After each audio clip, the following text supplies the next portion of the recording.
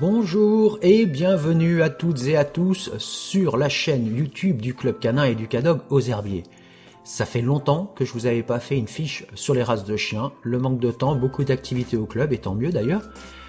Alors voilà, je vous en propose une nouvelle fiche et on va parler aujourd'hui du Tosa. Alors le Tosa, c'est un grand chien, un géant, très costaud, très fort, mais aussi un très beau chien.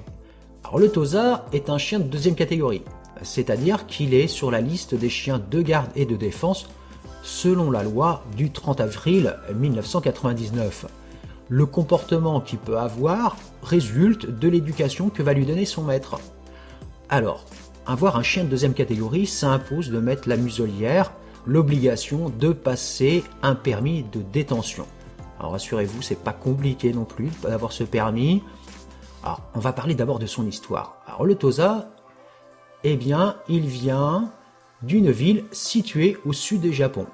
Il est parfois d'ailleurs appelé tout simplement là-bas dog japonais. C'est à la fin du 19e siècle que les Japonais participaient à des combats de chiens. Ils ont voulu créer une race de combat spécifique. Ils ont donc croisé des chiens locaux avec des races européennes, bulldog, mastiff, dog allemand et le braque allemand. Le but était de créer une race de chiens robustes, agressifs, pouvant encaisser lors des combats sans sourciller des blessures. C'est pour ça aussi qu'il a cette réputation de chien dit dangereux. Depuis que cette pratique a été interdite, fort heureusement d'ailleurs, les éleveurs sérieux s'efforcent d'effacer ce trait de caractère du patrimoine génétique du Tosa.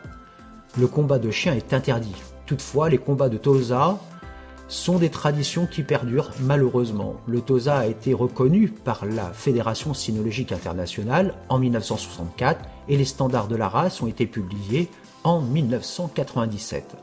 En France, c'est un chien de catégorie 2, comme je vous le disais, s'il est LOF. En revanche, sans LOF, il sera de catégorie 1, et donc nécessaire de bien se renseigner auprès des organismes et des éleveurs pour vérifier que vous avez bien un chien LOF.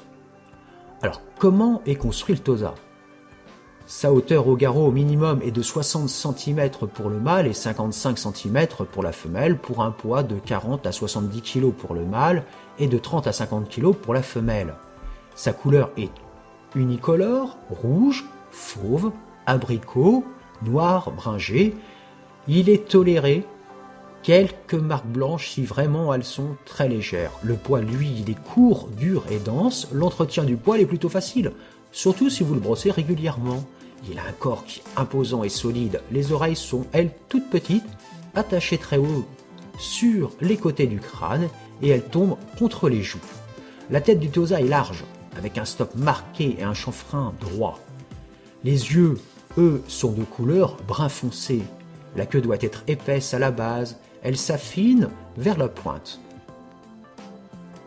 Son espérance de vie, on va dire que pour un grand chien, il vit longtemps puisqu'il vit environ 11 ans, à condition bien évidemment que vous ayez respecté sa croissance et donc le temps de balade et que son alimentation était de grande qualité.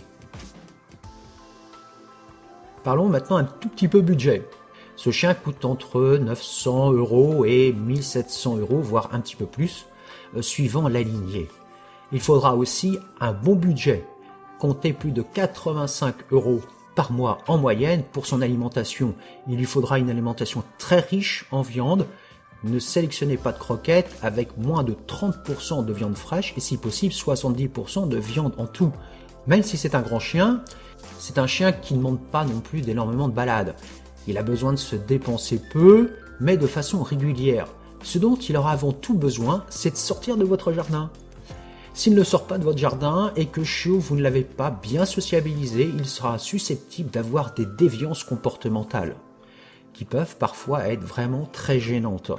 Donc si vous avez un chiot Tosa ou si vous envisagez d'en avoir un, première chose à faire, sociabilisation, école du chiot, le promener, comme je vous le dis toujours, c'est 5 minutes de promenade par mois d'âge, respectez bien ça, surtout pour les chiens de grande taille, et vous aurez un chien qui sera bien si vous êtes un bon maître, un bon leader, avec autorité, douceur et de bonnes règles de vie. C'est un chien aussi qui est très polyvalent. Le Tosa, il aime faire de l'agility, du jogging, du pistage. En revanche, il ne faut pas oublier que comme c'est un chien de catégorie, certaines disciplines comme le mordant sportif et le ring lui sont totalement interdites. Alors vous vous dites, du coup, va me falloir quand même une grande maison et un grand jardin. Je vais vous dire, à la limite, si vous avez un grand appartement, pourquoi pas? Je préfère un chien qui vit dans un grand appartement plutôt que dans une grande maison avec un grand jardin, mais qui n'en sort jamais. Si vous avez de la place dans votre appartement, parce que c'est quand même un chien de grande taille, et que vous allez le promener tous les jours, plusieurs fois par jour, il n'y a pas de problème. C'est pareil, si vous avez des enfants, le Tosa peut très bien vivre avec des enfants. Attention, il est nécessaire de mettre en place des règles afin d'être prévoyant, éviter les accidents bien évidemment. Mais ces règles de sécurité sont à mettre en place pour le chien, mais aussi pour les enfants.